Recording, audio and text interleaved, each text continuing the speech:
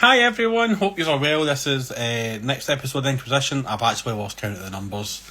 I think we're still in the 80s. And this is our last episode of April. So no better way to end it than with the magnificent duo, the Sisters of Eldar.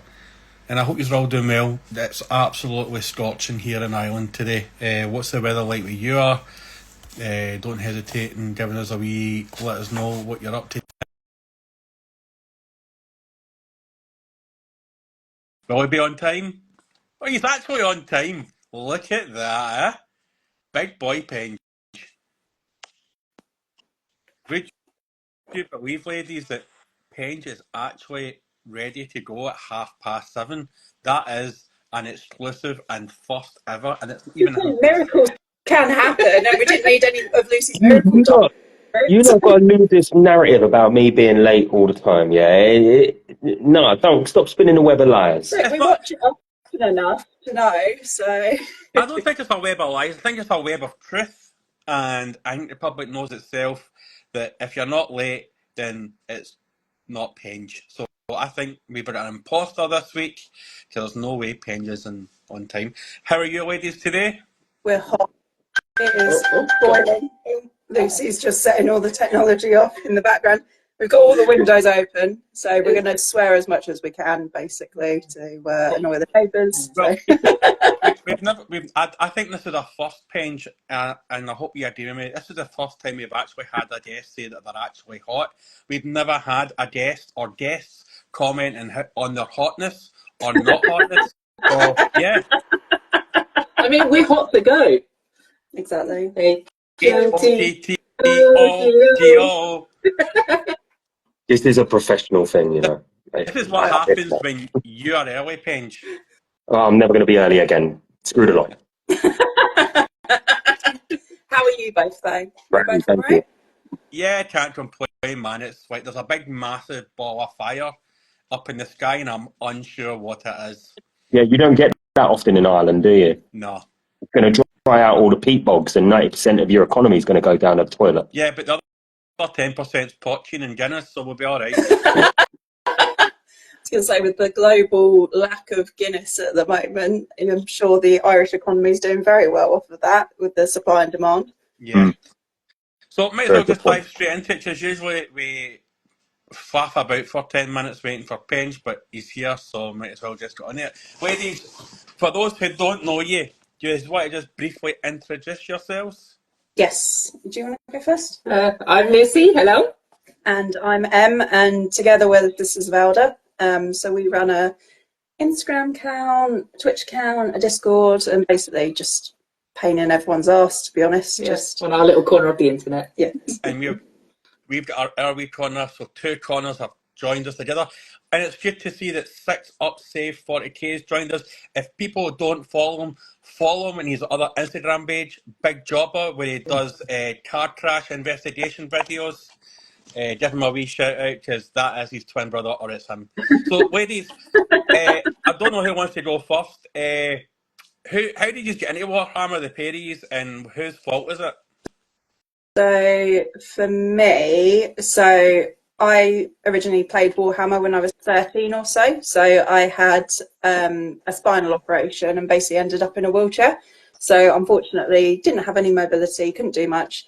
And my brother had just started playing at the local Games Workshop where I grew up. And they heard about me through him, basically, because I was in hospital for a really long time. And they gifted me a Elder starter kit. So I built that, and then they were like, well, why don't you come down and we'll do some beginner games, because this was at the time when Games Workshop actually allowed people in the store to hobby.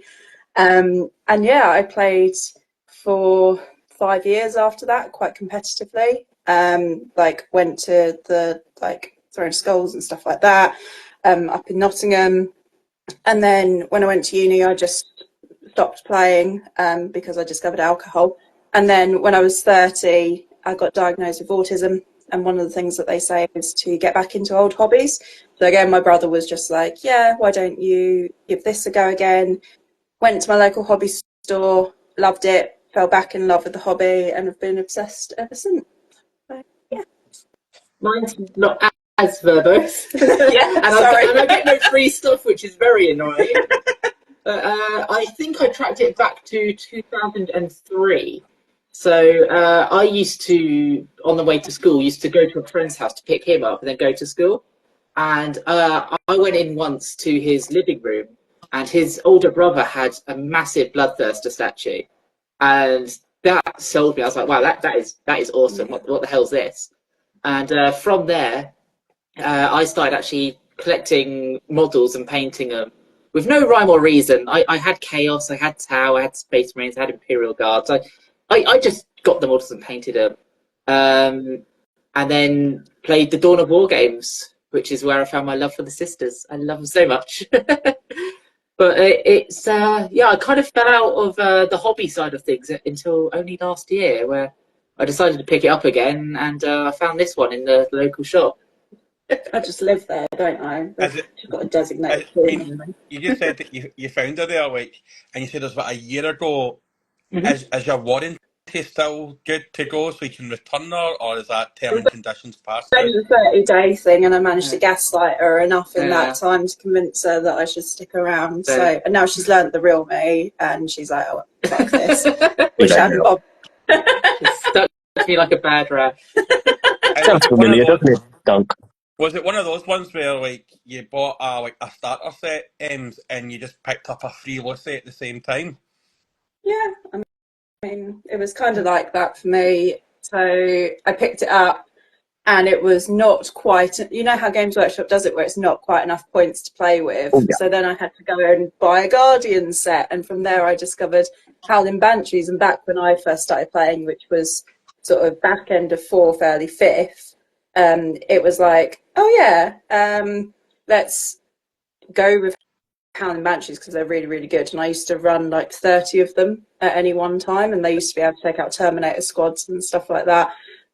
They can kind of do that now that the Eldari have had an update. But yeah, that's kind of how I fell in love with it. Bring us a flame. Yeah. I hate the Banshee. You were the sort of player I hated playing against back in the day that would rock up with like his 3 squads maxed out of everything that's elite, and I'm just going to rinse you, and you just be like, Exactly. But it was quite funny because like I'd turn up at the competitions. Like I started competitions when I was 15, and 15-year-old me, like very petite at that time, not anymore since I discovered Cadbury's and booze. Like with my dad, like everyone was like, oh, it'll be fine, I can beat her, and it was very much not the case in any way, shape or form. So you say you used to go for the jugular? yeah, I used to go for the jugular. Rip the throat out. So Is that not how you kill a circus? Go for the jugular? Hey. is this going to be a dad joke night, Dunk? Do I have to prepare myself physically and emotionally? We love a bad joke.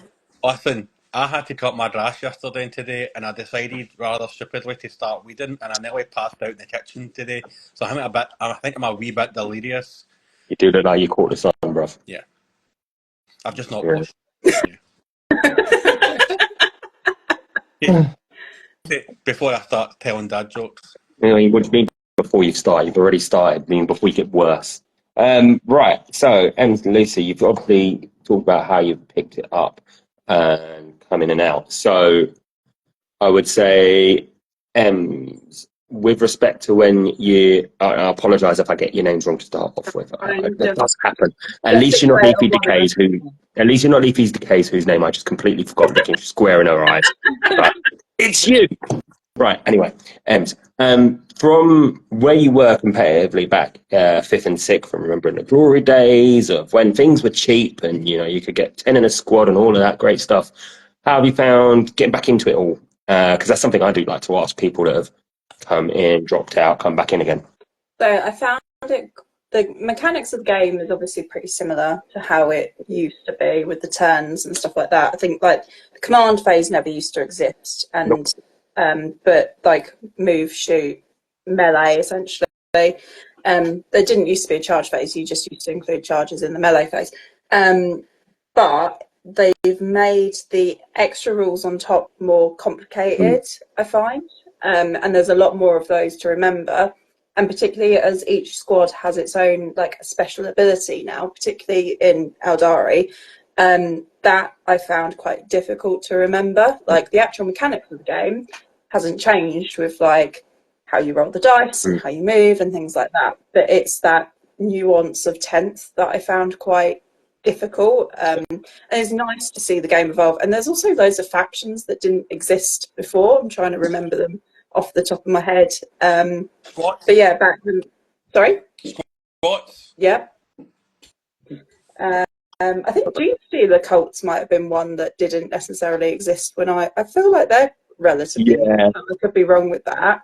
They knocked about previously, and then like third, fourth, fifth, sixth didn't exist, and then they brought them back again. So it's one of those weird ones. Like, because I did the same journey, came back in like end of eighth, and it's like, oh, hang on, Gene Stealer cults are a thing again.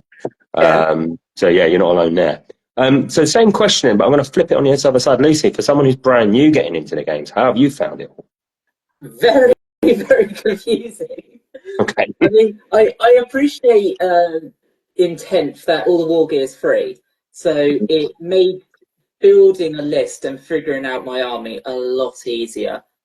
But as Em said, every unit has like a special ability, and just remembering what unit can do what bonus buffs and debuffs I have for certain units, it was very tricky to get my head around at first, and I had a horrific year of constant losses. So it took me a while to learn what my sisters can actually do, and I'm currently on a win streak of 3, so I'm happy. Well, there you go. It's bigger than my win streak, so how about it? It's not Emily again, then she'll just crush me like she always does. No, that's not fair. I gently squash you. Isn't it interesting though that you've got an old hand and a new one, and the difficulties are the same? Like the core game itself, like Ems is saying, is so simple. You move, shoot, do your bits, simple dice rolls, and then all the command points, all the secondaries, all this other stuff. And it just, sometimes when you're playing a game, the question for both of you, does it feel like you're stuck at work and something's just popped up and that cold sweat starts trickling down your back, you realise you probably haven't done something you should have done 2 weeks ago? Yeah, all the time. Yeah. So, God, what was it the other day? I think I missed like an AP buff that my castigator gave me on Mortarion the other day, and taking them down was a lot harder than it could have been. So, yeah, I have things where I just like, oh God, I should have done this, I should have done that. Yeah. And particularly when you go to tournaments and you obviously have like 15 minutes around and things like that, you're concentrating on the clock and making sure that you keep to time. So I find like that I end up forgetting various bits and bobs. So yes, I've just seen the other special guest has appeared. So the little nose. I've got a land shark with me trying to attack my feet right now. Oh, God. Gorgeous. This shit house again. Hello, dog. Oh, look how cute! Hello. But anybody who's watched Still Game, we've called her Isa because she's very nosy. That's fair enough. That's a good name. Has it stopped eating its own shit yet? Yes. Good. That was horrendous that night. I feel like I have to bring that up anytime you mention the dog. Like, I could speak to Dunk every day for a week, and he mentions the dog once, and I'll ask that question, so don't worry. So, with respect to tournament gaming then, because for me, I don't think I'm at that stage. I don't think I'll ever be at that stage. I'm going to go to a tournament and have my arse absolutely handed to me. But how has that been for both of you, finding your feet in them? I've only done one, and before Warhammer, I've been a video gamer for years and years and years. I've never been a competitive / ranked player. I always played competitively, and when me and Em went to our first tournament as a doubles, as the Sisters of Eldar, I found people to be very, very sweaty and like wanting to win rather than having fun. Yeah, I think our last opponent of the day really frustrated me of how they played. So I like to stick to just my local shop, a small group of friends, and just keep things happy and casual. Yeah, whereas I lose any competitive game I ever try and play. I'm well aware of this. Like I'm not a good player because obviously I've only been playing for a year, and it's like that endless practice makes perfect. but I quite enjoy going to competitive games because I always learn something new. Like everyone has a very different take on the game, and game stores play it differently as well. So, for example, my dad and brother both still play 40k, and they play it back over where I came from. And the way that those guys play it is different to the way that our guys locally play it. Not like the rules and stuff, but just the nuance of the game, and like, oh, I would do that, but another person would do this instead. And the way that people approach different tactics in different groups is really interesting as well. And it's always like, particularly when I see other people playing my army, I always learn something new as well. So ways to like utilize the warp spiders, for example, that's been quite a big one that I've seen, because I really like the warp spiders, or bringing Dark Reapers in as strat reserves rather than having them at the back of the board like a lot of people play them. That was also a really interesting strat to watch, and I've given that a go myself ever since, and that's how I play them now, because for me it works with the way that I play, but I never would have thought of that unless I'd have seen it. Yeah, sure. And it's like Commissar Molotov in the chat there says, Martin, hello, mate. It is easy to underestimate the strain a tournament takes, especially later on in the day. You don't realise how knackered you get. Even playing one game sometimes can be emotionally draining, can't it? So, Wendy, I've got a cheeky wee question for you. What is the only fruit that's also a colour? An orange. Funnily enough, we are sponsored by hey, Orange Brushes. I could see where that orange was going. it's for days, orange stealing, orange everything. Yes, there's even orange on my t-shirt tonight. There you go, have it. Inquisition, capital letters, 10% off. Give them a follow. Great brushes at a reasonable price. That's a sponsor shout out. So, whose idea was it to start up the channel then, and why? I'd had a few too many drinks at the pub. You just made the decision when we had a mocktail night out. Still a few too many drinks. There's a lot of sugar in them. Yeah. We thought it would be fun to like document our hobby for like our friends and family and stuff like that. Because like none of your family understand it in any way, shape, or form. Oh no, my family do not like it at all. Yeah, and then like my family, obviously we've always kind of played Warhammer since like my brother and I were little. So there was that, and then other people at our hobby store had them just as like a bit of fun, and we thought it was a way to like interact with our friends and stuff like that. And then it just sort of grew and grew and grew, didn't it? And then we started doing like silly reels and stuff like that, and it got a bit more traction. And now we've got a really nice community, haven't we? Yeah, we expanded into Discord. We now just started a Twitch streaming channel, so Yeah, it's just getting bigger and bigger and bigger. And like I said, we got 2 events in the pipeline at the moment, with more to come next year. yeah. So, And particularly having that Women in Warhammer focus as well, like being able to facilitate that community has been really important to us. Yeah. I love the fact that Wander Away at the mention of women in Warhammer. Yeah, No, put a light on. Don't start.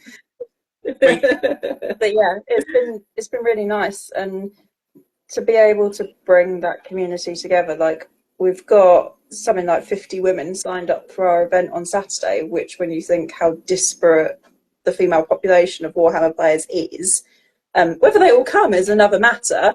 But yeah, we talk to people regularly, like in Canada, in the US, in Australia, Germany, Poland, Finland, Denmark, France and Spain as well, don't we? yeah, I think we've got enough Aussie. Yeah, Austrian as well.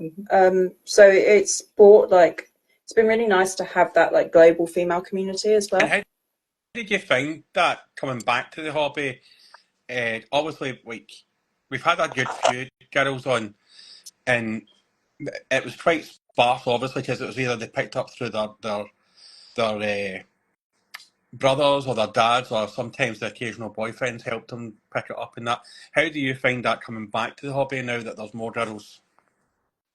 I think there are a lot more women, and they definitely have a lot more online presence. I think in-person presence can be really difficult, because as soon as you messaged in the cabin group chat I latched onto like a leech and haven't let go since. I was like, it's another woman, thank God.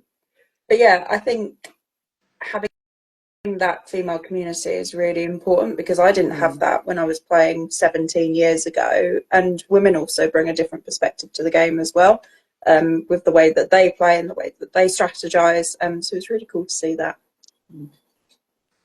I think with online, when women speak out, they get a lot of like negativity and they can just easily block and ignore. But when it comes to actually gaming in person in a store and they get some negative experience with men, it's a lot different, and it sort of shies them away a bit from the hobby, I think. Yeah. Which is why you find a lot more online than actually in person. It's like when I went to the UK Narrative this year, I had a lot of fun, 3-day event, really recommend it. But it was me and 149 men in the main hall at Warhammer World. So it was like, where are the women? So. I was going to say something with it, but I'm not going to. No, don't. So that's got to be like, I can sort of refer, and I've spoke to Tiz, who's hammering away in the chat there. We see. I know, we can see her. I was waiting to say hello, but I wasn't sure how. Yeah. I know it's something I've spoken to her about, and when we've had our female guest February special edition on a little while ago, is something that we've sort of asked as well. You know, from the position of it still sounds quite desperate. I don't think desperate's the right word, but not really good that you've got a 150 people event and only one woman there. But even then, do you find that when you've been online and when you're sort of reaching out to people, that people are coming back, you're supporting each other, you're building each other and really sort of pushing each other and helping each other grow? Yeah, I mean, we've been really, really lucky with the community that we've got. Like, we're incredibly grateful for it. And I think, one, that's the hobby store that we go to, because they're just really open and really great, aren't they? Mm-hmm. Two, it's the sort of people that we have attracted with the way that we like run our page and the content that we put out there. Like, we called it like our Technicolor little corner of the internet, because it's just pink, isn't it? Let's be honest. You log on to our Instagram page and it's just pink. And the like Twitch stream, like we've got a pink banner, and we've also got on the Discord, everything's like set to purple or red, isn't it? So yeah, pink, purple, red. Yeah. And it just like, I remember when we first started, before we'd started our Instagram page, I went onto Instagram and just typed women in Warhammer in the search bar, and it came up with Kerry, who's obviously Kerry the Hobbyin, who you guys done in February, Alex, who's AGM Nerdcore, and a couple of other like smaller female accounts, and I was like, this surely can't be it. And then as we built our account, we then found more women, but it's just a case that the algorithm doesn't necessarily push them out there, which is why we try and do like women in Warhammer content and things like that to push more women out there and showcase them as well. We've been really lucky. Yeah, you tend to shout them out every Thursday, don't you? Wednesday. Women in Warhammer Wednesday. Shows how much I pay attention. I always forget. Oh God, it's Wednesday and I haven't done women in Warhammer. I always try and do it on a Tuesday or a Thursday. Like, I'm sure you guys noticed this. Like, I'm terrible at remembering that it's Wednesday. Because I tried to do it yesterday when I was on the train to work and was like, no, it's Tuesday. So. I mean, if you ask Dunk, he'll think I've always got a problem remembering it's Wednesday, seeing how late I always am. Listen, we've got a Discord, and I don't think we actually. We don't use it. We don't use it. No. Like, terrible. But I mean, that's one of the things that when we first set this up, like back nearly 2 years ago now, like. Because we wanted to champion the small person, right? Because we can all get the big names on, like Duncan and Peachy and Warpgate Studios. But it was really like try because guys will always say, I'll come on, but it was like try to get those initial girls to come on so we can show that we are a kind of female friendly space. Like, so like big shouts out to the Nymph, who was one of our first female guests to come on right away, and Tiz as well. Like, we absolutely love Tiz. Like, she is the granny of the Inquisition. Like, and And We love probably Susie. Warhammer as well. Like I've had many a good chat with us, and she's such a Yeah. great person.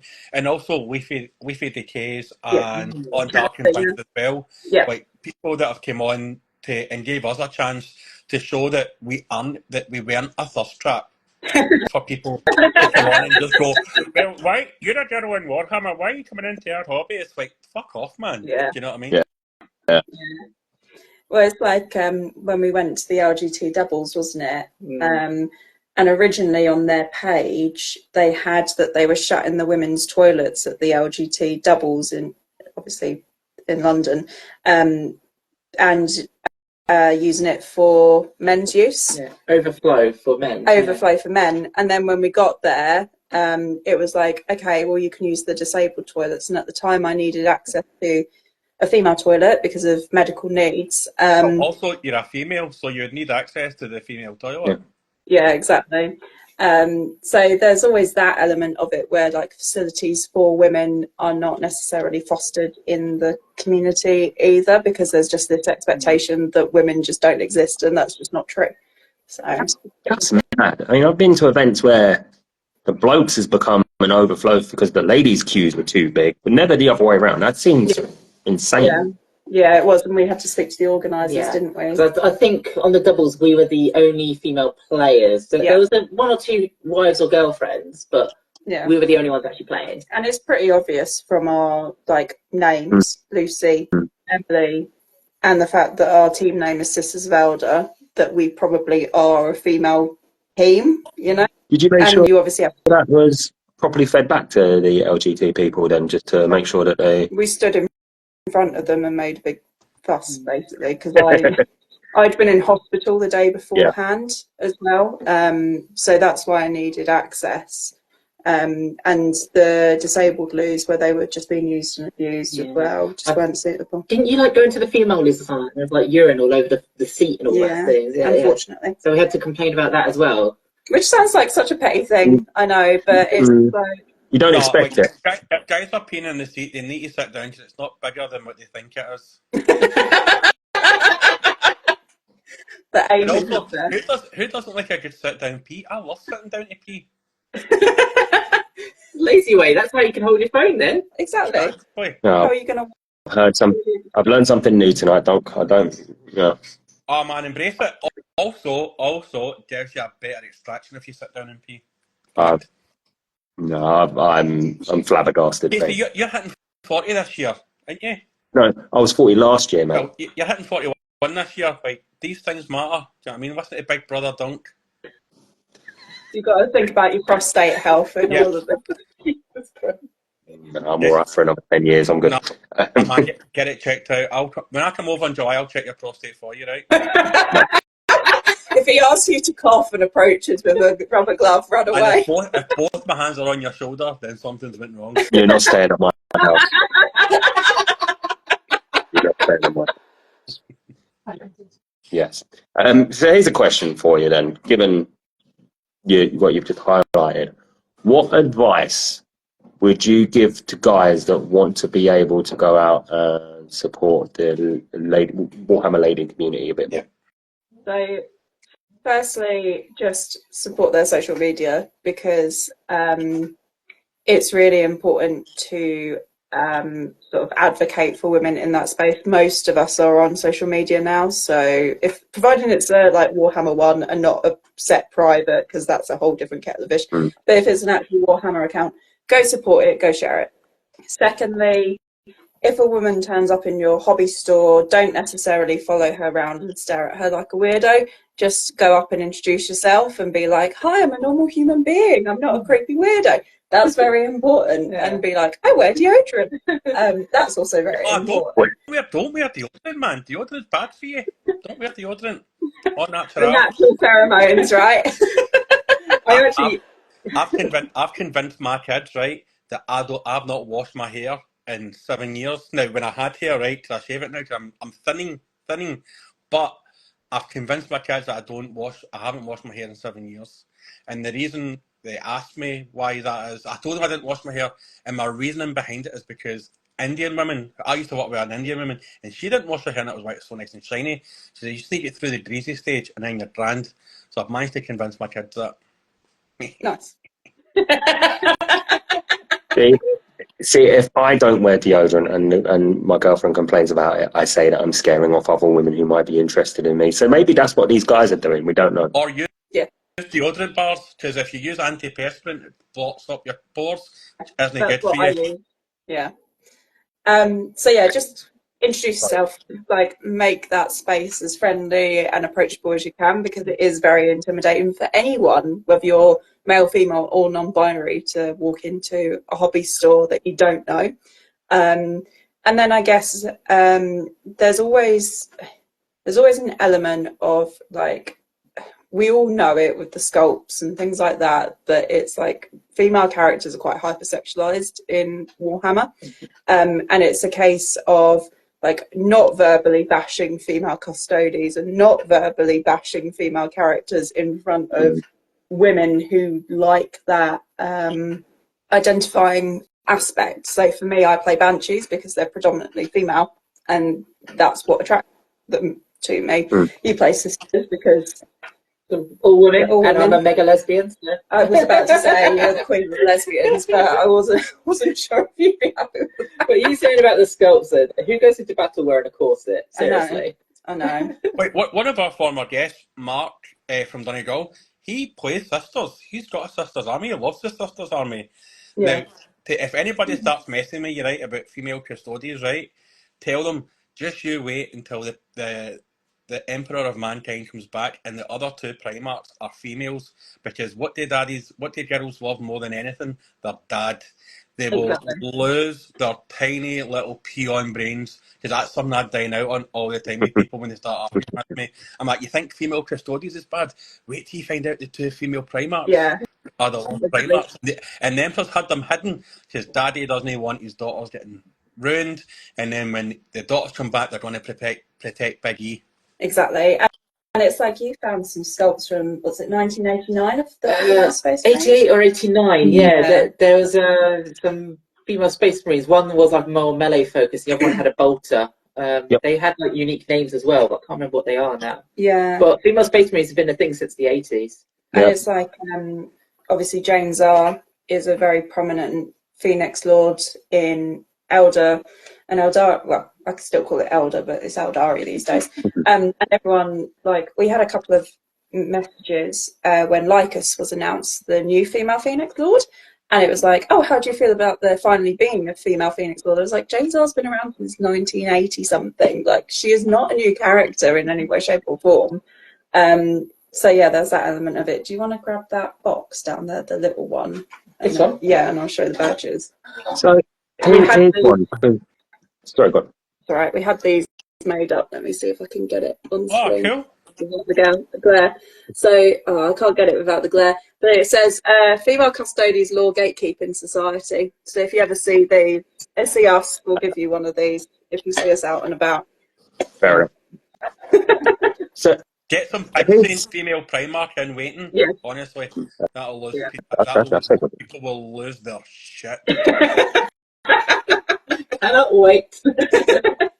So I'm just thinking, right? I know you're talking about the minis being hyper sexualized, and I don't know if this is me, a little bit of just male thought process, but I would say, and I don't know, Ems, if you agree, being from your past to now, but I think they've toned it down a lot. Yeah.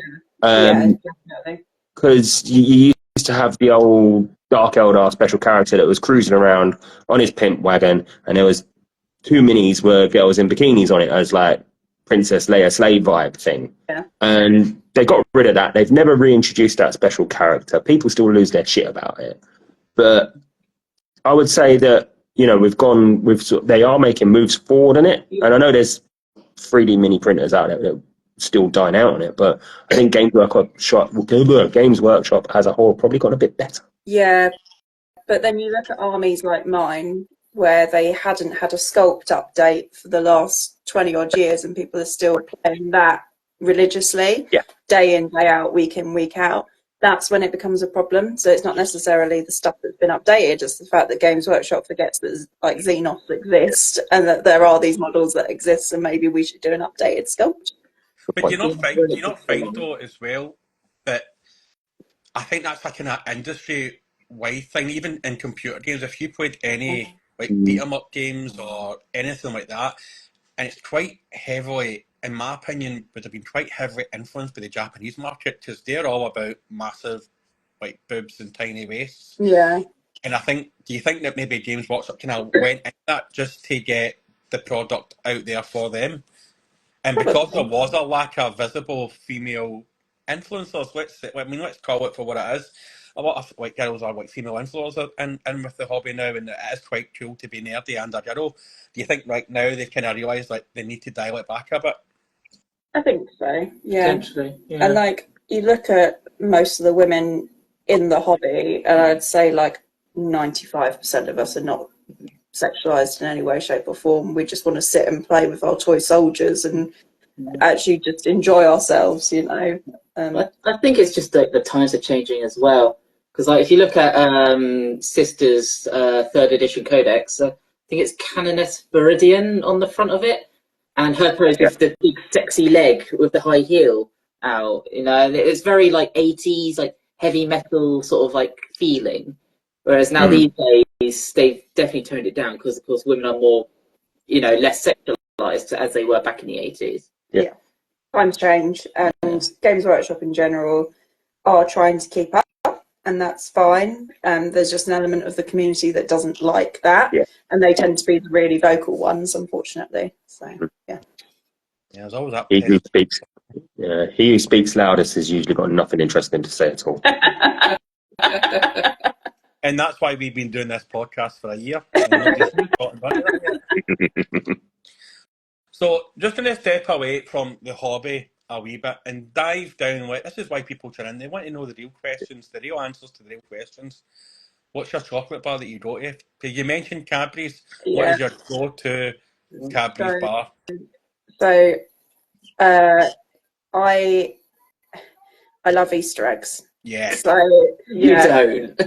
So I reckon I've probably eaten 30 Easter eggs since the start of March. I don't know what it is about Easter eggs. There's something about the like spherical shape that makes my brain happy. So if I can get my hands on a dairy milk Easter egg, I'm happy as Larry. Though I do also love a Galaxy caramel, I must say. So those are my two of choice.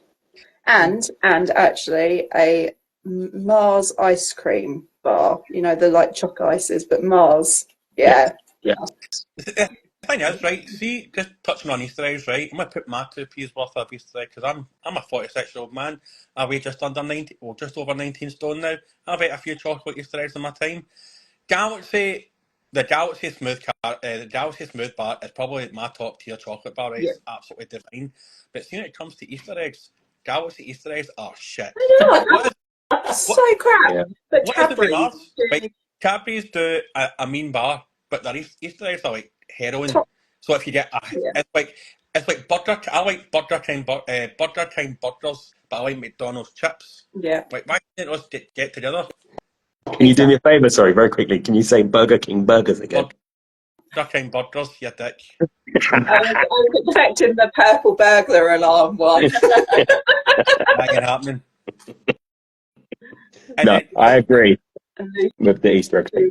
Oh, what's yours? Definitely Cadbury's Marvellous Creations. Yeah. Gotta have that like little pop and fizzle in my mouth while I eat it.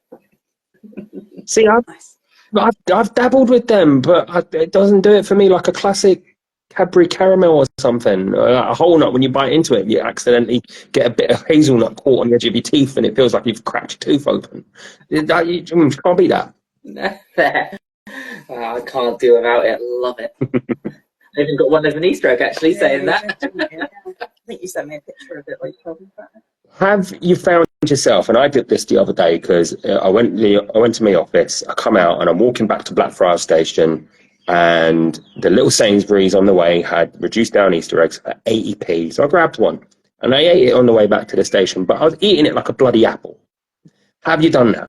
You remind me of me. I literally sent Emily a picture the other day. I found some Milky Bar, was it Milky Bar, I think? Yeah. And like they were reduced to 82p. So I said, oh, better get 6. And I put a picture on Instagram and in our Discord, which was me going to do my monthly snack shop, and it was 8 mega Easter eggs that filled up the entire footwell of the car, and then 40 cans of Dr. Pepper across the back. Good choice. Good Right. choice. I think because you mentioned Dr. Pepper, I think that's time there, folks. So thanks very much for joining us, because Dr. Yeah, Pepper. no, I don't. There's nothing wrong with Dr. Pepper. What's the worst that could happen, bro? England could win the World Cup, and that means It's going to happen. That's going to happen. not in your lifetime. But we've just seen their beverage selection. Could you show us again? Dr. Pepper and an apple tango. Oh. Both very solid choices, in my opinion. Tango, wrong with tango. In the words of Chris Eubank, this tango is big. That's what I'm saying. You can't go wrong with it. In the word of Big Jobber, you know when you've been tangled.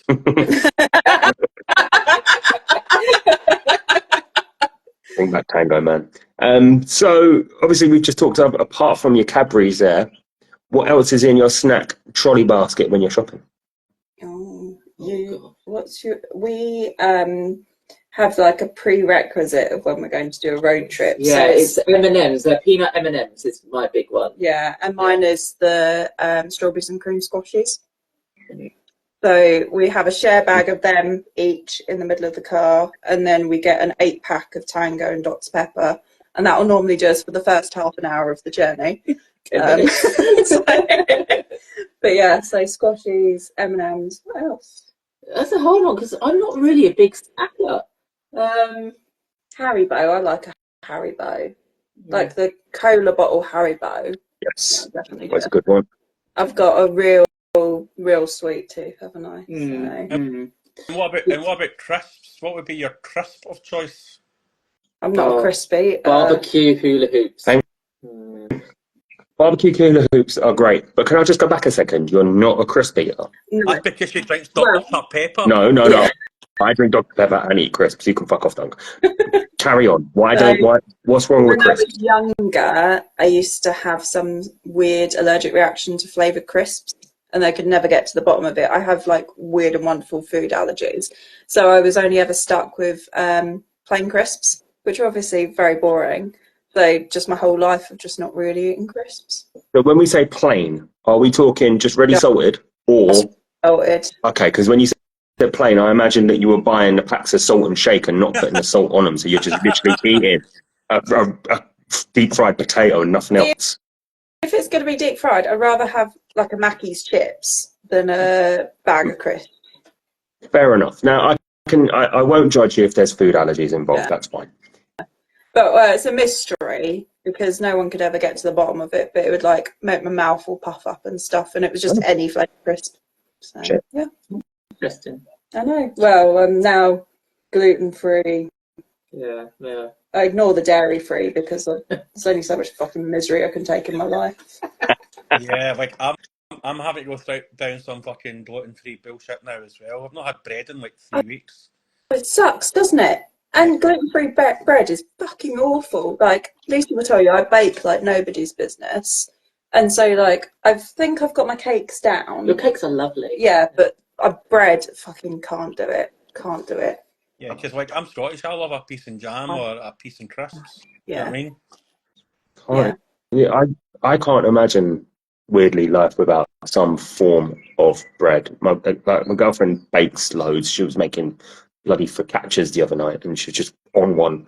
I've got a freezer full of fucking focaccia bread coming out of my ears. But if we didn't eat bread, I think we'd waste away. It's like weird porn for me. Good bread is like weird porn. So can you just send me some pictures of focaccia? Yeah, they're all Sorry, I've just got to go and deal with my dog, so I'm going to leave Lucy in charge. Oh God, don't leave me in charge. She's singing in front of her people. There's a new website now. We can make up only bread. Only bread. Love it. That would work. Charge people a $5 to look at a loaf. Yeah. Yeah, I started with only zealots. So join the territory. And if it's like Warburton's bread, we charge them $7.50.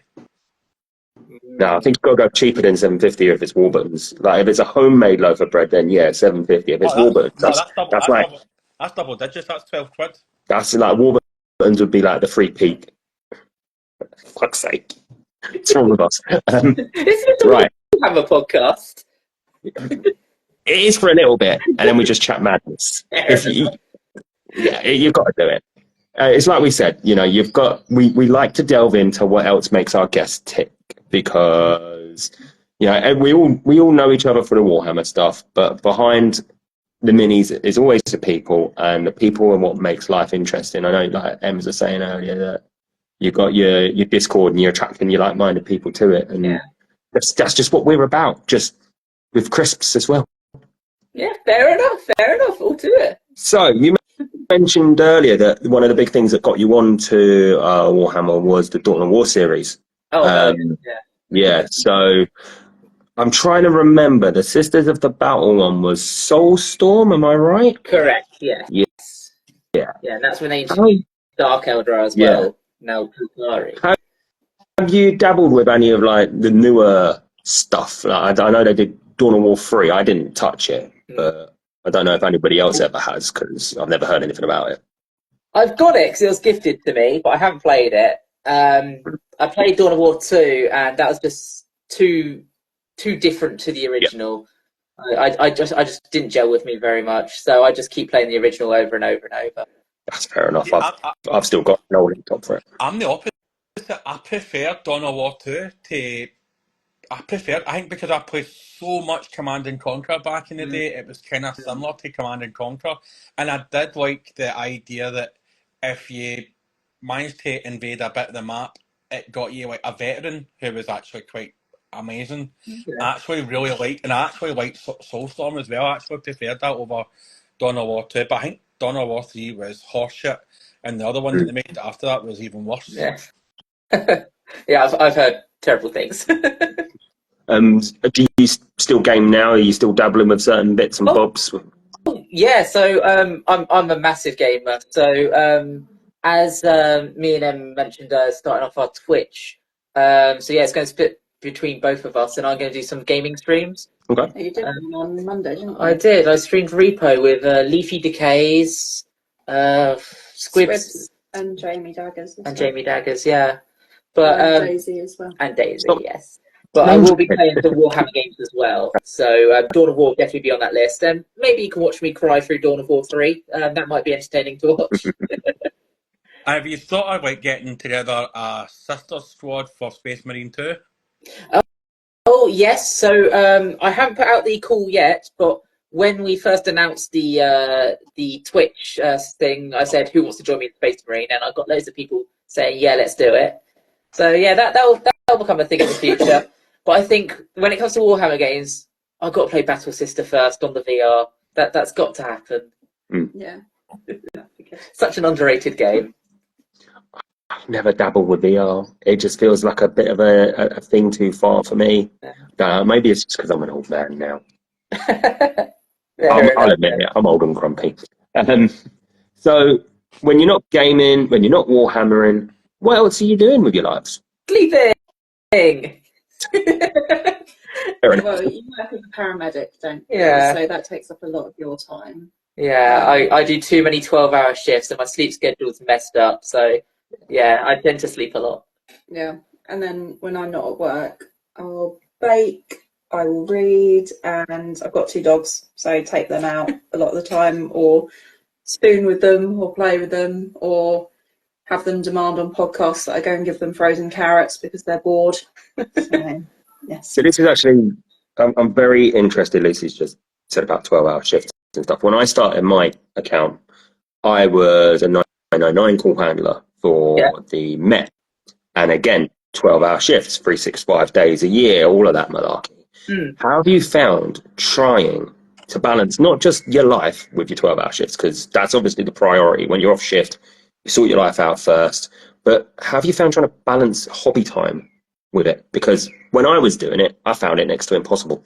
Yeah, no, that's the same here. So I'm a collector, so I own every set of Adeptus Sororitas from 9th edition to current day. I've got some old ones as well. But out of every set I've got, I must have painted a third. Okay. So a lot of games I go to, because I play casually at the shop, a lot of my army are just primed. I just don't the time and the motivation.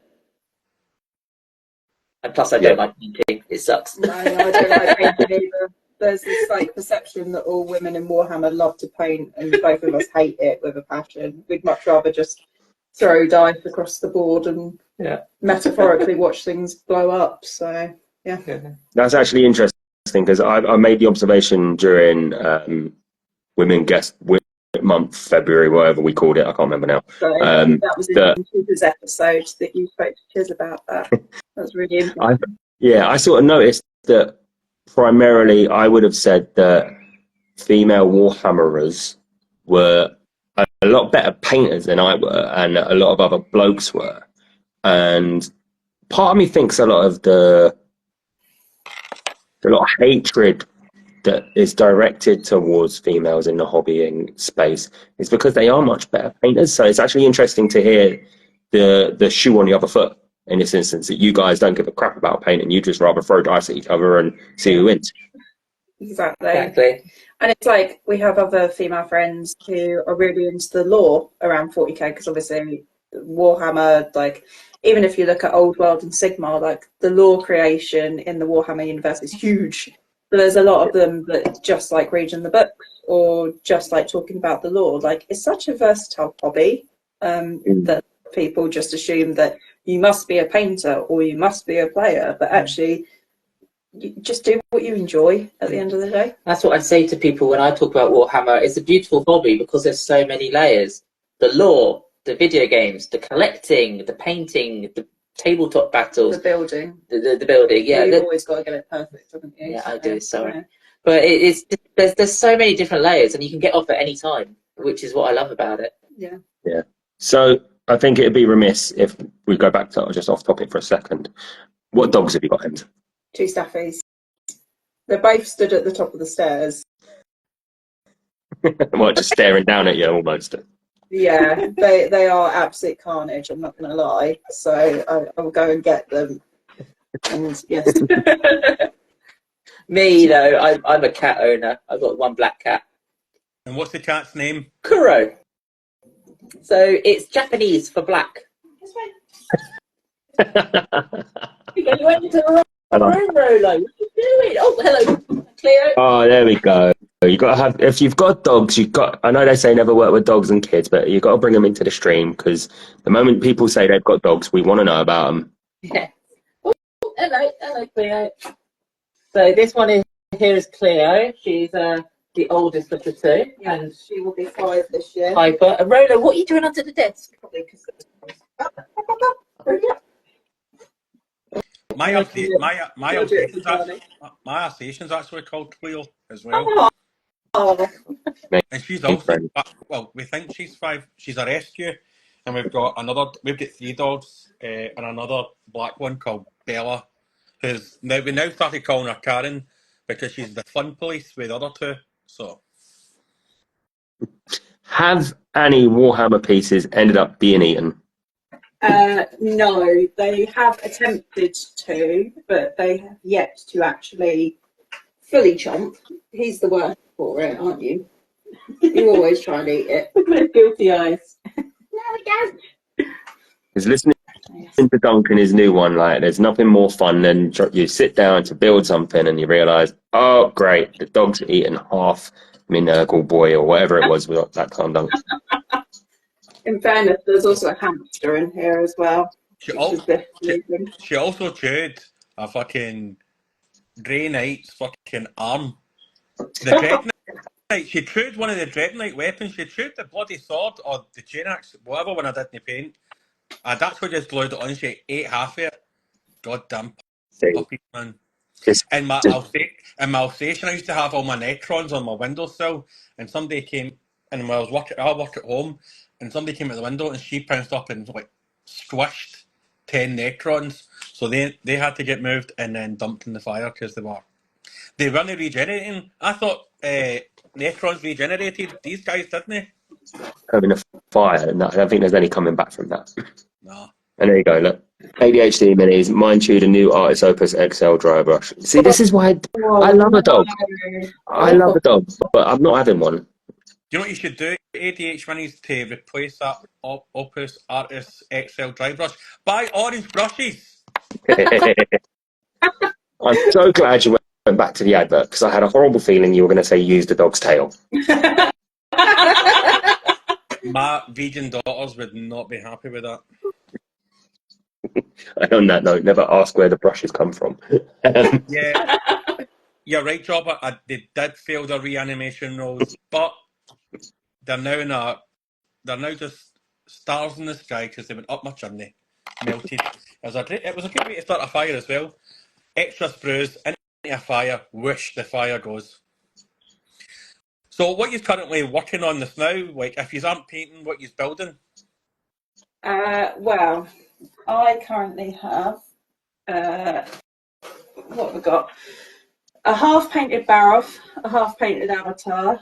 I've got 10 scorpions to build, 5 fire dragons, a war walker, and then I've also got a war walker to paint, Lycus to repair because she had an accidental mishap.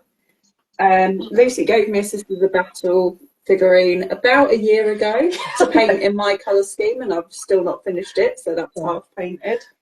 Got a Wraith Lords, and then I also have a Age of Sigmar model as well, don't I? Yes. I'm looking at it all as we talk, and then I've made up some new objective markers, which are all little dogs, little doggies. Good job. So I'm working on them at the moment. That's the Duncan Rhodes War Pug. Show me Abomination. This is the bully fish that I picked up at what do you call it, Slough. And then I also have a little Sharpei that's carrying all the equipment. So yes, they're all my dog objective markers that I'm working on at the moment. So, and you're working on loads of stuff, aren't you? Oh, don't remind me. So I've got 2/3 of my sisters to finish off. I've got a rhino that has flashing blue lights that I'm meant to be making into an ambulance, but that's backstage at the moment. Yeah, and you open the back up and it's got a hospitalis in it. It's got a hospitaler in it. It's got a stretcher. It's going to have a called a battle sisters, but instead of bolters, they're going to have defibrillators. They're going to be my sisters of healthcare. But I've also got a load of bolt action figures I need to do. I've just started Catachans as well, so I need to do my Catachans. Not all spreading yourself thin here, right? I get so obsessed. I want more and more models, but I just don't have time to paint them. I was going to say, that's like a hallmark of the hobby, though, isn't it? Yeah. Collecting and having grey powder. Yeah. What are you both working on, seeing as you're shaming both of us at the moment? Well, listen. This is what I've just had a thought here, right? Now, this may be a bit risky to say on Instagram, so I apologise for nothing in advance. Why does somebody not make a Slanesh Sisters of Silence army, but instead of bolters, they use vibrators? I would buy that army. I would buy that army in a heartbeat. You get sonic guns, you get sonic vibrators of sonic dildos. I mean, that's a very big risk of GW to do that. I think that's down to the 3D printers. I have actually seen some people convert up to the Neshi sisters, but never with detailed weapons. And running about with strap-ons, that would be awesome. That would be cute. That would be really funny. But that I'm would currently working on some war dogs. Nice. That's a nice colour you got on it. Yeah, I'm actually following Mediocre Hobbies Death Guard kill team thing that I'm doing. I'm also working on some Grey Knights as well. Lovely. Have you painted that Grey Knight I sent you? Wait, I'm going to show you how far I've gotten them. Is it still grey? Is it still just plastic? He's got a bit of colour on him. Hey, there we go. I sent this to Dunk as a Christmas present. I've never asked him about it since, so I felt obliged. As for me, at the moment, I've sort of slowed down a little bit. I've just painted up. I've been trying to think. I love Kill Team. I think probably a bit more than 40k at the minute.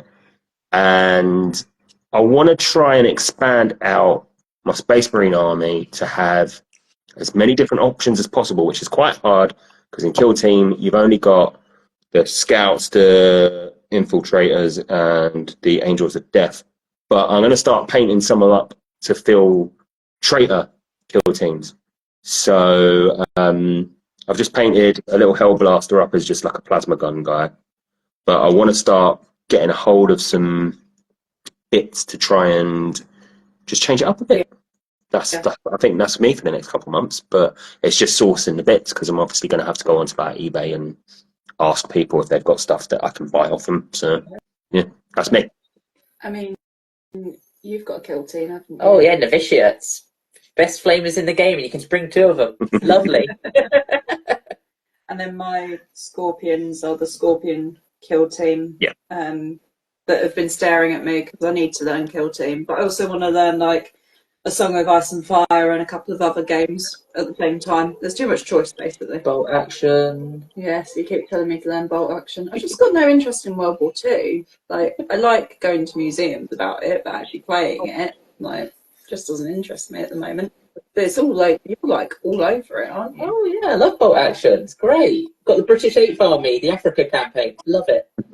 Yeah, and as Commissar Molotov has just pointed out to me, I did meet up with him the other night and he gave me a load of Necrons that I've got to do too. Sorry, Mike, I forgot about them. So I've got another... You just dip them in the lead belcher and you're done. No, I like a bit of colour on my Necron. I don't want them looking like a tin can. I like them with a bit of red, just because it's eye-catching. But yeah, I've actually got a conversion planned out for my Necrons. I put it up as a stupid meme on my account ages ago because one of the bits of artwork is one Necron lifting up what basically looks like a giant lid, and he's helping his mate out of the ground. And I want to make that as a mini. I think that looks really funny. Be great, yeah. Yeah, so that's what I'm going to do with some of mine. I thought about that. Yeah. So how often a week do you play Warhammer? So I've had a break over the last month or so, but I would normally play, I'd say on average twice a week. Sometimes 3, sometimes 1, but I would always try and get at least a game, if not more, a week. You're slightly less. Yeah, I'm a bit sporadic, so I'd like to say once a month, but sometimes I have to miss out time and all that stuff. I'm just so busy. Yeah. It's just all your shift work, isn't it? It's quite difficult. But when you do find time, you actually like make the time to do it. So yeah. And do you find that? And do you find that hard when you're trying to put out like content and organise like trips away and that with the shift work? Yeah. Yeah. Well, it's one thing that upsets me is I leave all the decision making and the planning to M. It's fine. I fucking love it. Because I have a benefit of having my autism at the end of the day, and if that means I'll have a spreadsheet to organise stuff, then I'll do it. So. What I love about our Instagram is you can tell who does what, and you see all these like community days, like the International Women's Day project, the Women in Warhammer Day, and all that stuff. You can tell it's all Emily, and then you see some stupid meme, and he's like, "Yeah, that's Lucy." I'm very bipolar, but it's like the essence of both of us, which is really nice. So yeah, but yeah, it can be tricky, but we do divide and conquer. Like, you're not giving yourself enough credit. Like, you've snipped loads of sprues for Saturday and stuff like that, and you do most of the driving when we go away as well. So. Yeah. Ain't no risk. I have a hangover, but. So a bit annoying. You drive 12 hours a day in shifts, and then on your off days, you still got to drive around anyway. Yeah, but I don't mind it because I like driving. It just sucks that I have to then go back to legal speed limits. You know, I missed in 60 in a 40 or 105 in a 70. Yeah. Did you not just shove your head out the window and start shouting "Neen" or "Neen" or? I mean, there is a spare set of lights in the garage that I'm thinking of borrowing. But I think it's a good way to lose my job. Yeah, just don't get caught. You're fine. Yeah. Borrow one of the ambulances. I'm pretty sure there's like probably 10 a penny. I mean, nobody's going to notice one missing. Yeah, just say it's in the workshop. Off you go. You could probably stick 3 people in the back and hammer up the old motorways to get to Warhammer World if you needed to. There's no harm in that. didn't Definitely plan it suggest. for Women's Day. Obviously, you were absolute. Did you bump into a wild drunk penge when you were in solo? I can't believe we didn't. We divided and conquered. So you'd think he would have ping-ponged between us at some point, but we didn't see him. Well, we had our shirt and everything. You could have seen us. Yeah. I'm not going to lie, I ping-ponged all over that place when I finally showed up at 3 o'clock in the afternoon. But that's the thing, if you weren't there at 3 o'clock, then you missed me because I was on the piss all morning. All day. Yeah, we're there to shut. We got there at 9. They gave us press passes for some unknown reason. And then we were there till they literally had to kick us out, didn't we? Yeah.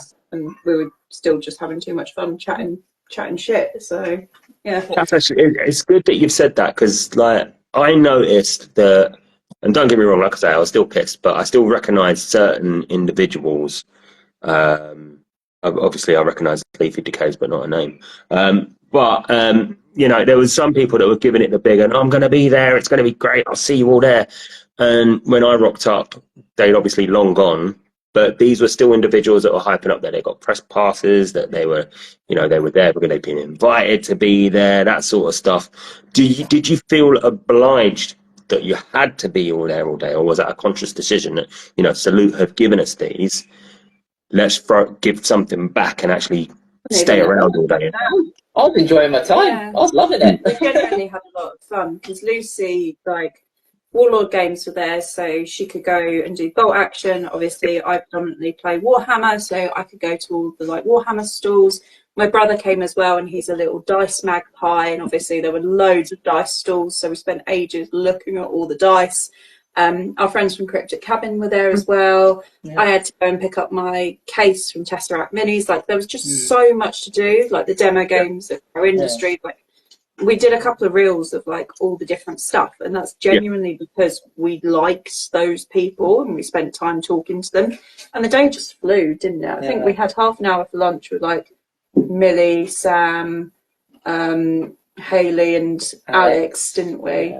But yeah, and obviously like we were there with like Alex, who's another big content creator, and then Millie, who's Millie Paints. She didn't have a press pass, but she was there and stuff like that. So it was nice to like have time with other women, and we did like a little Warhammer meet up as well. So that was really nice. You should have done the week and met up with us, and we're fine. Yeah, maybe next time.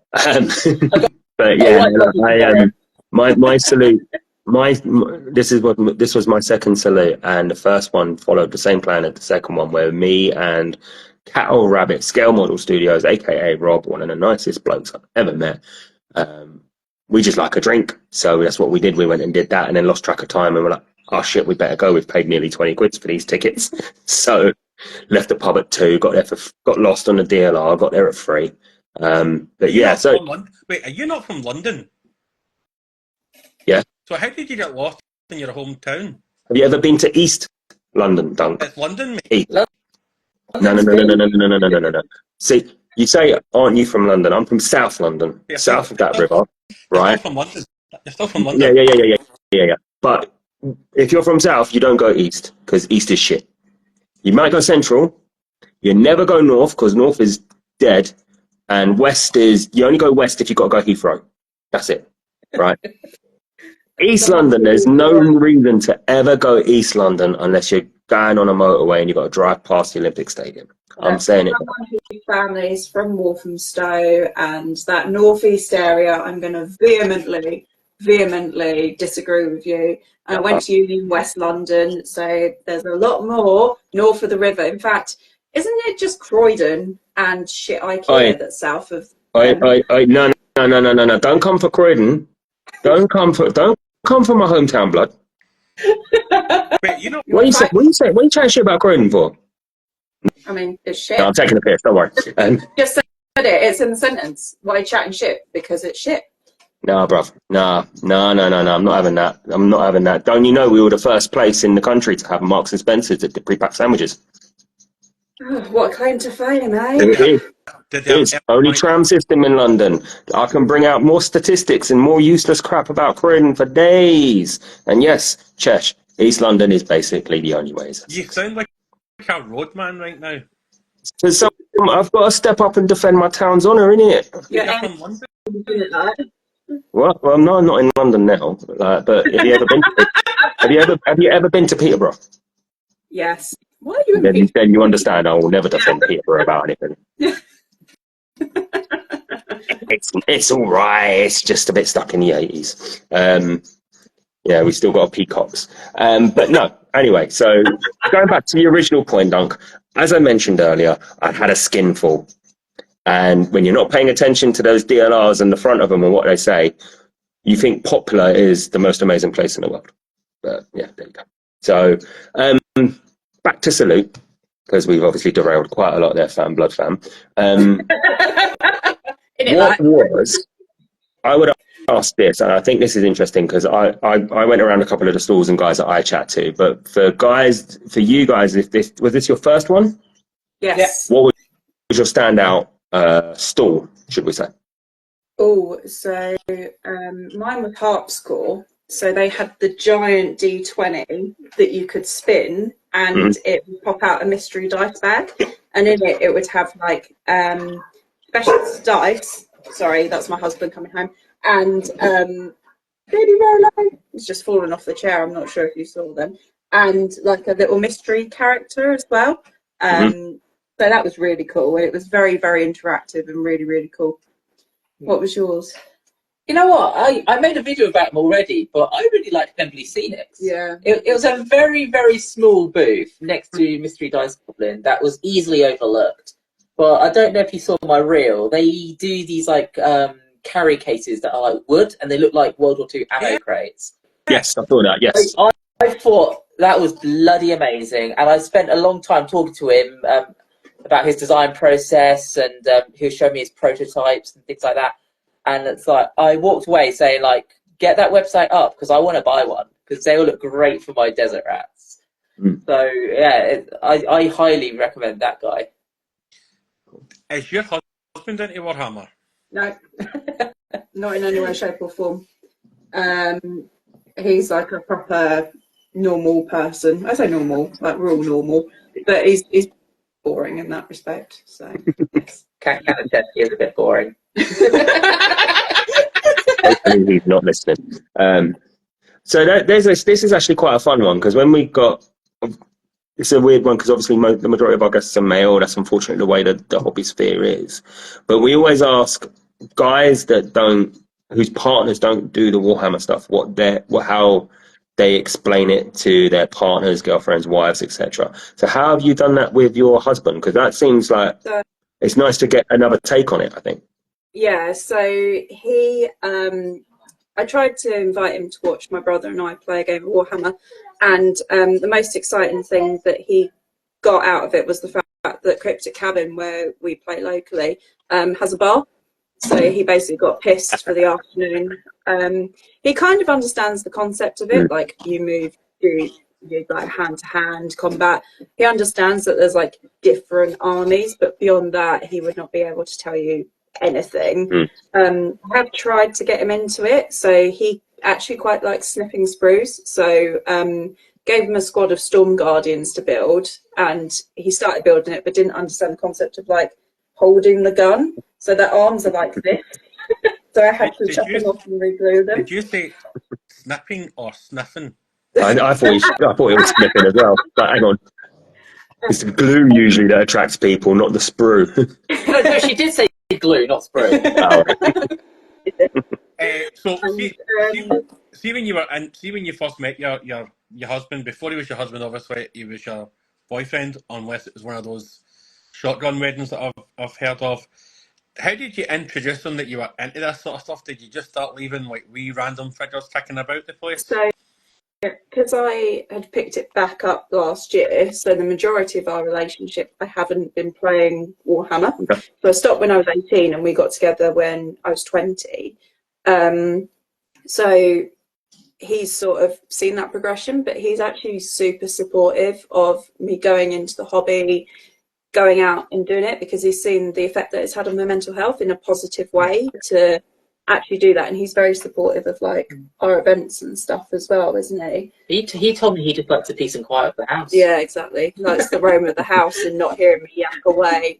But it's really nice to have that element, and it's something of my own as well, and it's something that I share with my family. So Reese has always been aware of it because of my dad and my brother playing, so he's got like a basic understanding of it. So yeah, that's the end of that monologue. This is an interesting one. Do you ever get shit from him because you've left your stuff lying about? Yes. Our dining room table is, well, up until about 3 hours ago, has been covered for the last 4 or 5 days because obviously we're playing for the Women in Warhammer event. So we've kindly been donated 200 sprues from the community to give out to women who don't necessarily have access to the game otherwise, so they can build and hobby and start to learn to play. The trouble is that we've had to cut them out, and Reese has joined in because he likes sniffing sprues, but it has taken over my house. So yeah. I've now managed to relocate it all back up here, but there was a point where there was only like 6 inches square for us to eat on the dining room table. Bear in mind our dining room table is like 7 foot long. It just covered the entire thing. So yeah, I think I put a photo the other night, didn't I? It was just everywhere. And what about yourself, Lucy? I mean, have you got a partner? How's their feelings about it? Sadly, I don't know. So if there's any girls watching, I'm single. Join the sororitas. But no. But when it comes to family, like I've got an elder sister and a mum, and they're both like, "What the hell is this?" Like they're very confused about it. Well, I'm glad that you clarified that you had a mum there, because if you didn't, then we'd be asking some serious questions. You didn't ask about my dad. Well, you know, turkey basters, aliens. I really hope your mum's watching this. She follows on Instagram. Any ex-partners that you've had, how did, like, obviously you just into it new wide, but how did they cope with the gaming? Because like my daughter's really into her gaming, so, and like she's right into it, Yeah. so her boyfriend's right into gaming as well. How is that way, like any other like kiddo friends that you've had or boyfriends that they're with a gamer? My exes were gamers as well, so it just worked in quite nicely. Gave us something in common to talk about. But yeah, I've not really experienced any issues with it, to be honest. Yeah. I think the funniest thing is when we go over to yours to film reels, and your poor mum has to be our camera woman, and she's just there like, I just want a glass of wine and to watch Coronation Street, and instead my daughter and her friend are prancing around dressed as Sisters of Battle in my living room at 8:30 on a Wednesday, you know. We need to readdress here. What about your dad? Oh, he was divorced ages ago. I don't talk about him a lot. Fair enough. Right. So does your mum... I remember doing this when I was 16, 15, being at my mum's house. And I'd shut myself away in the dining room, and I'd start... Where is this cutting going? Stuff on. This is going somewhere safe. You're fine. But essentially, basically what would happen was 15, 16-year-old Casey would end up getting high off glue in the dining room, because I'd have all the windows shut, all the doors shut, because my mum and dad would just look at me like, what the fuck is this? What is wrong with you? But do you think, like, as someone whose parents are just like that, like what the fuck is this?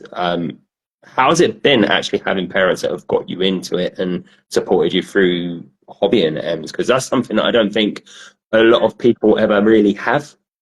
So this was quite funny. It was actually my brother and I that got my dad into it. Right, okay. So my brother started playing when he was 11, as that's like an age that a lot of guys pick it up, isn't it? Like starting secondary, like finishing primary school, starting secondary school, that's kind of when you start getting into the hobby. So my brother and I played for a couple of years, and then my dad used to work away, so would be away 5 hours, 7 days a week.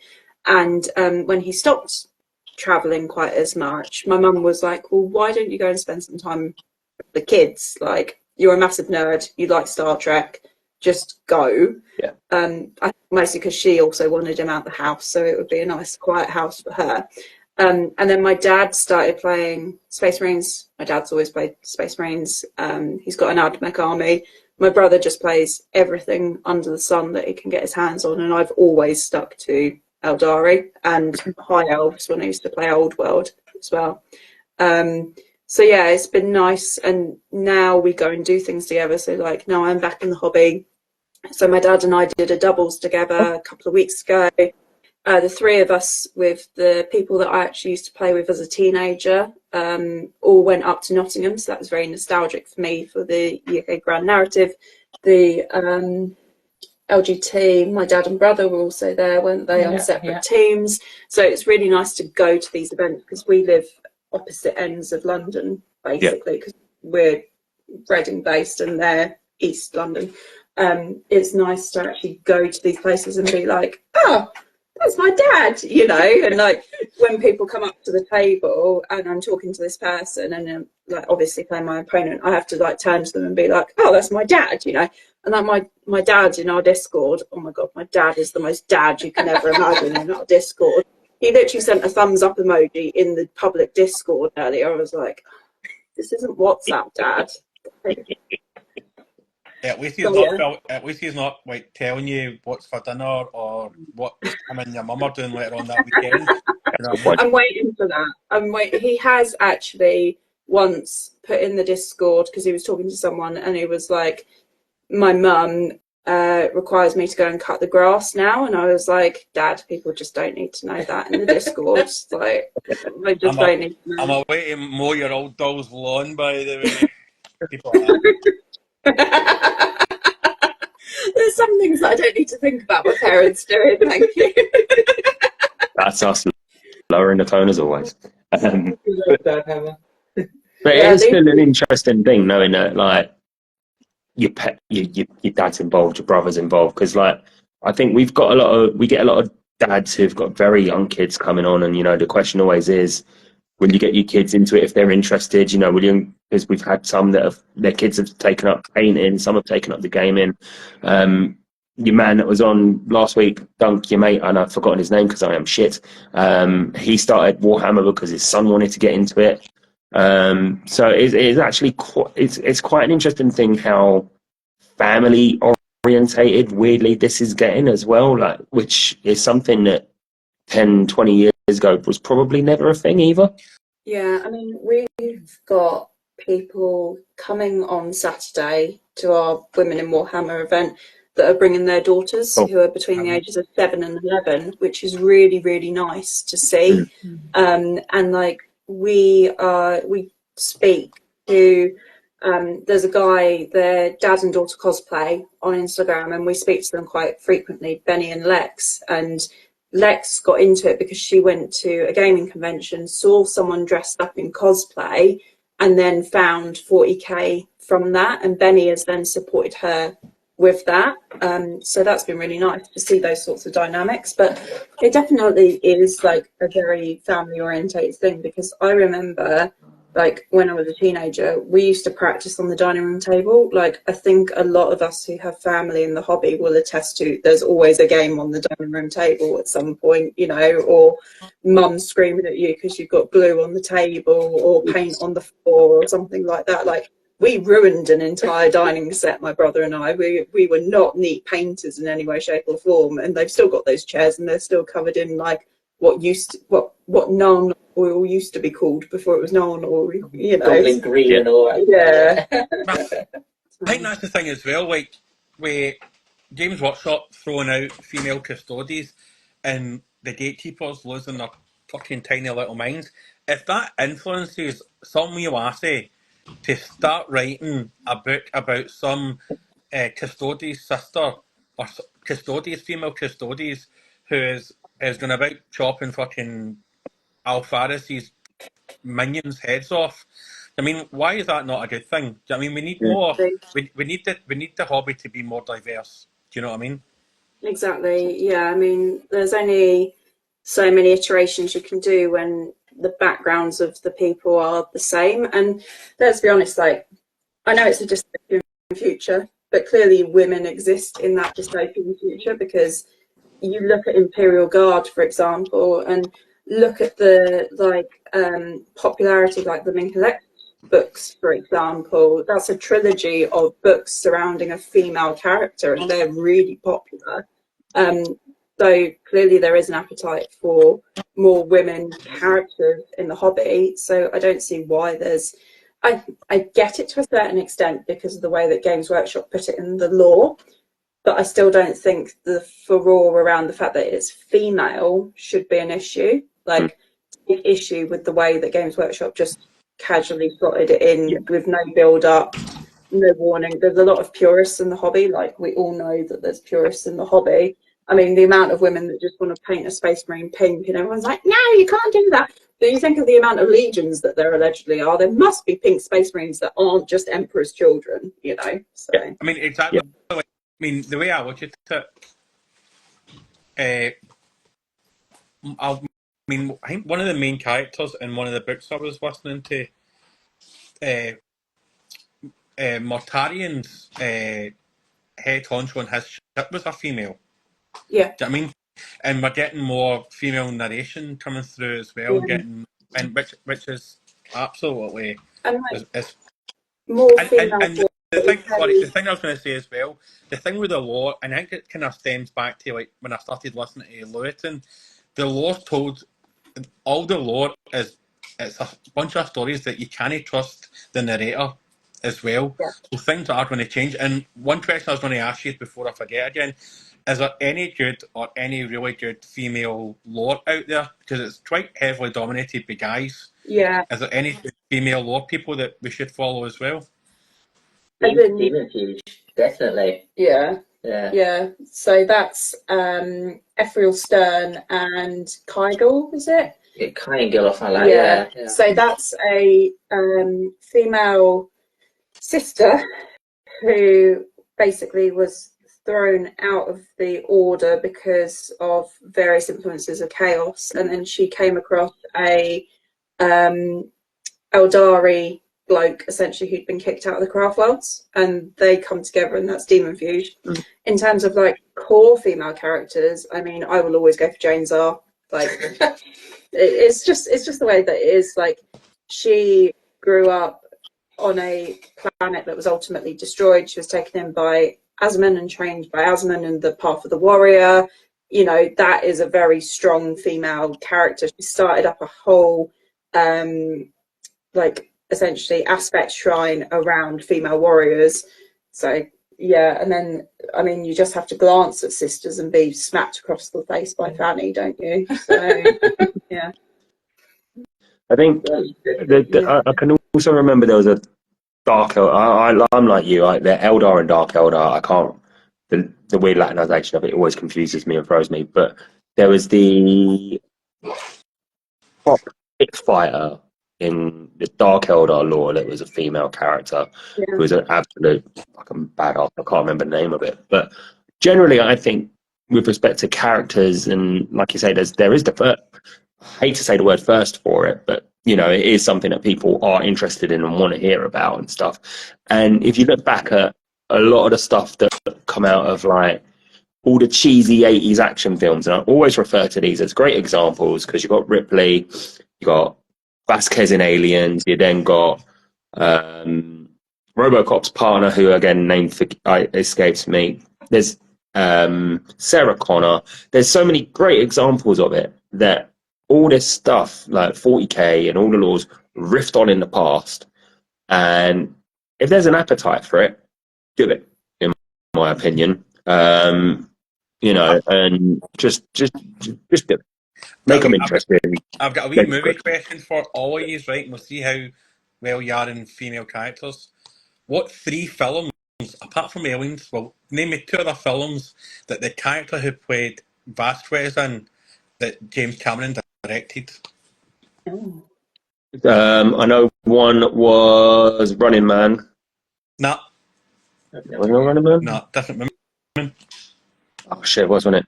Oh no, fucking hell. Is it? Not Avatar, is it? Is that one of them? No. No. I have no idea. Julie something. What's her name? Oh god. This is going to annoy me because I should know this. Right. So because time's ticking on, Terminator 2. She's John Connor's adopted mum. Yeah, adopted mum, and yeah. And she's in Titanic. She plays an Irish woman in Titanic. She's the one tucking in the kids, isn't she? Yep, boy, she pure is. Yes, I remember seeing that the other day. Terrible film. Fuck that film. Well done, Doug. You played it. That's my pop quiz for the day, folks. Pick that off your bingo card. And may as well just mention it. Battle Masters. Did you ever dabble in that back in the day? No. No one's heard of this but you. I keep telling you. You needed three dinner tables. It was like a Subbuteo mat on steroids. It was that big. With Warhammer figures in it. It was basically the old. I've actually got the mat, but it's covered in fucking wax. Don't know how wax got on it. I'm pretty sure my wife spilled it on it deliberately. I'm scared to open it. I'm scared to open it in case it rips. But I should actually take a picture of it. You've said that as she's just walked back in the room as well. So there's a well-timed shoe coming for your head in a minute. Oh, she'll stab me when I'm sleeping or turn off my sleep apnea machine. I'll be alright. Diabetes coming through your toes again. Oh, aye. If I ever die, people of the internet that are watching, if I ever die under mysterious circumstances, my wife's type 1 diabetic, check in between my toes for puncture wounds. Right, I will do. Yeah. Actually, there's a paramedic here, so we'll send them over to Ireland and we'll get them checked out. Apart from Warhammer World, Women of Warhammer World on at the weekend, have you got any other conventions or anything else planned for later this year? So I'm going to UK Games Expo. I am going with my partner and a couple of friends. So if you see me, I will have stickers, so feel free to come and say hello. Use the instruction guide I gave earlier. Say hello, don't just stare. Yep. Actually come and Wait, say hello. you've got a partner and a husband? I'm a lucky lady. I'm the partner, didn't you know? There you go. And then we are hosting a Women in Wargaming Day at Outrider Games in Lichfield on the 12th of July. 12th of July. Give Josh a kick for us. Sorry? Give Josh a kick for us if he's there. We will. But we're doing D&D bolt action and 40k as a narrative, and they're all going to follow the same theme. So we're just finalising that now. And I'm at Gothic Games Canterbury on the first weekend in August, so that's the Kent Super Major, and then we might do like a female invitational over in Essex at some point and another trip up to Warhammer World. So yes, we're busy ladies, but we have to pre-plan everything in advance with shifts and various other things. Yeah. So yes. Busy. Right. Yeah. Yeah. Very busy. Absolutely madness. Right, I think this may be time we call it there because I'm getting probably heavy duty threats under our breath upstairs. We're going to eat some humble pie, apologise, give her our breakfast options tomorrow, make sure our water bottles are filled up, and the fan is on because she's been through the menopause. Fucking hell, man, that's a nightmare, by the way. Yeah. It's like I go to sleep lying next to the surface of the sun, and then I wake up in the middle of the Atlantic Ocean. Now, are you on the Titanic board, or have you been pushed off that point? Listen, I am not going on that. I wouldn't even go anywhere near the board. Is there anybody that you lovely people would love to give a shout out to? This is your moment now, and I'll say nothing. I mean, obviously, you guys, thank you so much for having us on. We do love watching you. You guys have such a good range of guests. So thank you for doing what you do. Please keep doing it.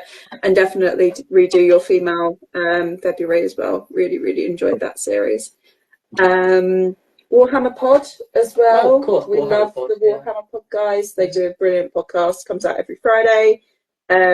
It's just like I have it on in the car. It's like listening to your best mates chat shit. Then there's obviously a huge amount of women in our community. So Tid, naturally. AGM Nerdcore. Yeah, Alex, who's AGM Nerdcore. Millie, who's Millie Paints.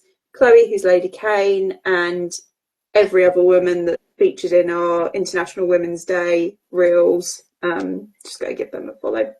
I think that's everyone that we can immediately recall. I mean, there's so many people, but we know that you've got to go and get your ass handed to you, so we won't take up any more of your time. And it is a fine ass I have as well. Do you know what I mean? Like I grew it Is myself. that going to be the parting shot this evening as you get up and walk away? Well, that's on our OnlyFans page, which I'm technically going to put up, by the way. Only dunks. Is that also sponsored by Orange Brushes? Yeah, that would just ruin Orange Brushes. What we would love to have you back on, because Thank you. you are absolutely fantastic lassies, and what you are doing for the community is fucking. You should get a wee sainthood. You know what I mean? Don't tell Lucy that. She already wants a bloody fleur-de-lis tattoo on her cheek. Yeah. We never even touched tattoos. Like, do you have any Warhammer tattoos? Not yet. Not yet. I was going to have one done, and then I've run out of money, so I need to rebook it in. But I am going to, won't surprise anyone, have a howling banshee put on me. I do have a story about a tattoo, but if you need to go, then I won't get into it. She can wait. She'll probably. She's 9 months older than me. Like, I'm married to an elderly woman. Do you know what I mean? Like, mind you, on Saturday we're the same age for 3 months come Saturday, because my birthday's on Saturday. And Whee! yeah, I'm 25 again. Would you believe it? No, tell us your tattoo story. So when we were doing doubles in LGT, it was me and Emily, sisters and Eldar, fighting Necrons, and what was the other guy? I can't remember off the top of my head. We were fighting Necrons, and I went to go to the burger van to get some food, and of course I got my tattoo on show, and a gentleman came up beside me and said, "Oh, I saw you playing Necrons earlier. That's a nice Necrons tattoo." I was like, "Hey, Necrons, what are you on about?" Mirror's Edge. Mirror's Edge, yes, great game. Did you tell him to come round to your ambulance? Did you wanted to show him how the paddles work? Put 300 joules for him. Sounds good. Oh, bless them. They tried. They did. Yeah. But the fact that probably shouldn't have. I was wearing a fleur-de-lis t-shirt at that time, it kind of said I wasn't actually playing Necron. Yeah, but not a big enough clue. Well, folks, on that bombshell of non-Necron tattoos, I think it's definitely time, because she's stomping about upstairs. I'm going to get started. We are back next week, obviously, but I'll be 1 year older, maybe a wee bit wiser, definitely less hair, because I'll have shaved my head by that point, possibly. And we have a guest, I would say. There's someone coming on. We this is the beauty of this podcast. We can never remember whether we're coming or going, but we always manage to always remembered. I think we're on next Tuesday, because the guest that we have on likes to roll about on a Wednesday evening. He says it's jiu-jitsu, but it's just grown men getting sweaty with each other and then giving each other belts after like 12 years. So we've got Dyson Pigments coming on next Tuesday at 7:30. So we'll be a day early, which means that Casey will probably be a day late when he tries to tune in on Wednesday. Yeah, are you going to be on Monday? I hope not. I hope he's not in time, because I can't get, unless Casey is hosting, he's never on time. I've ruined everyone's bingo card tonight. That's all I'm saying. It's like putting Crystal Palace to get beat, and then they win in your accumulator. Yeah, see, never bet on us or against us. I keep telling you this, but you always fuck it up. Yeah. Right, folks, ladies, thanks for coming on. It's an absolute blast having you. And folks, we will see you next Tuesday. Have fun, and remember, never eat yellow snow, even if the abominable snowman says it's lemon.